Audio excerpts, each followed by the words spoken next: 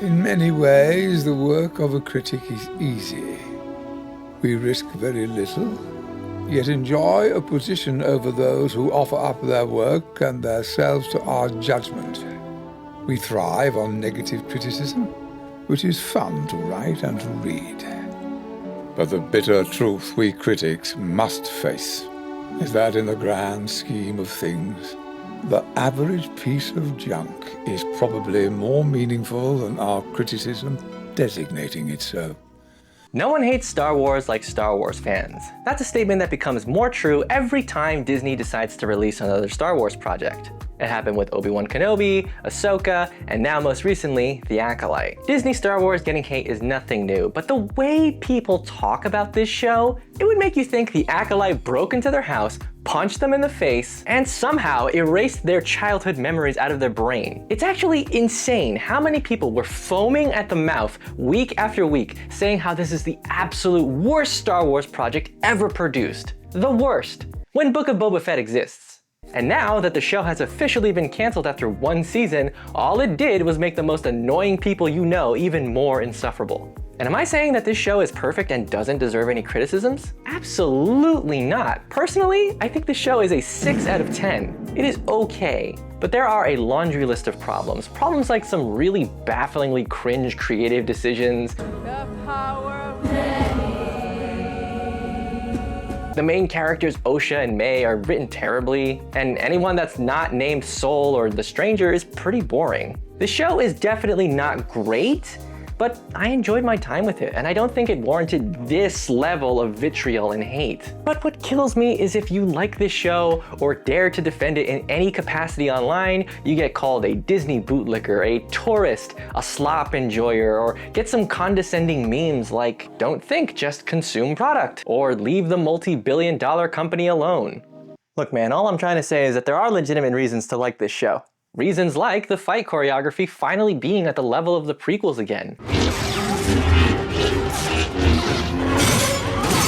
Interesting ideas like the Jedi not being these 100% infallible, unfeeling robots and doing bad things under the belief that they were doing good. The show had good bones, a foundation of interesting concepts and ideas that haven't really been explored in mainstream Star Wars movies up until this point. Had these ideas been executed properly, I feel like this could have been one of the best Star Wars shows in recent memory. But they weren't executed properly, and now we'll never know what could have been since it's been canceled. Still, what we got, while very flawed, had some good moments. I could see what they were trying to do. I appreciated Star Wars trying to tell a different kind of story, not just the usual black and white, good guys versus bad guys stories that we usually get. The problem is, there's no more room for nuance anymore. Everything nowadays is either a masterpiece or it is complete dog shit with no in between. Nothing is allowed to just be okay anymore. Nothing is allowed to have good points and bad points. You need to pick a side and then fight to the death for that side. It's exhausting.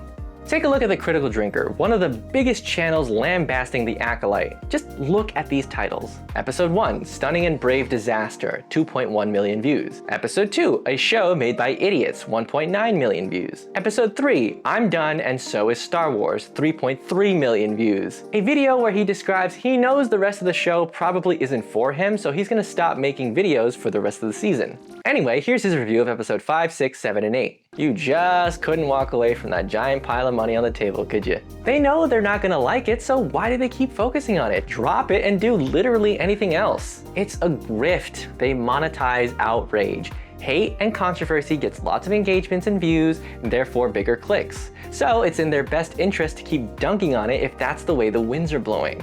We've got to have money.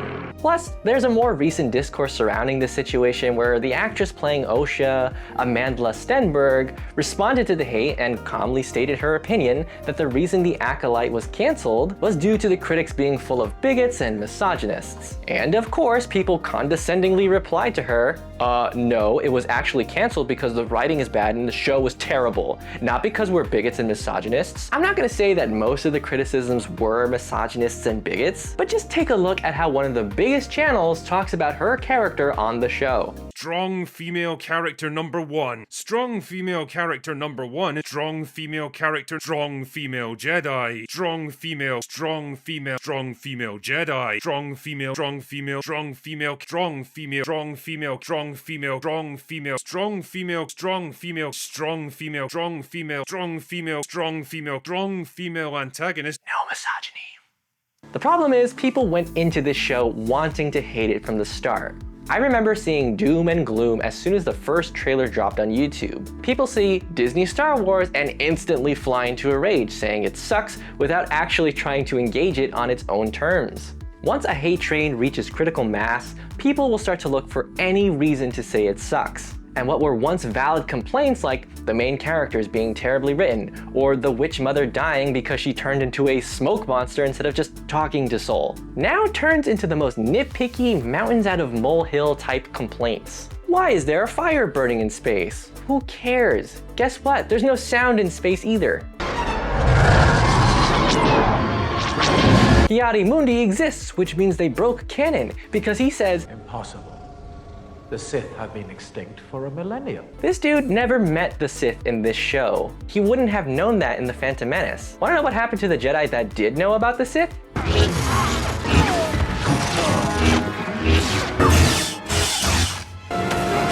Why didn't Soul catch the two little girls instead of the heavy metal bridges underneath them? That way he could have saved both. And like, I don't know, why didn't Obi-Wan use his super speed to help Qui-Gon Jinn? Why didn't Vader just grab Luke out of midair instead of letting him fall? Why didn't Emperor Palpatine judo flip out of Vader's hands or whip out his lightsaber instead of just getting thrown over the railing like an old man and dying? Why didn't Yoda just push Anakin and Obi-Wan out of the way instead of catching the heavy pillar to let Dooku escape? It's so the story can happen, okay? It's really not that big of a deal, and plot conveniences are something that occur all over Star Wars, including the OG trilogy, and I don't see people bitching about it in those. I'm not sure what I was trying to accomplish with this video, just shouting into the void, I guess. I know that I won't be changing anyone's mind if you are dead set on hating it. I like this show, and I'm sad to see it go. Thankfully, this sort of anger only seems to really happen with Star Wars, so we should be safe in other franchises. Oh, come on! Have a rotten day!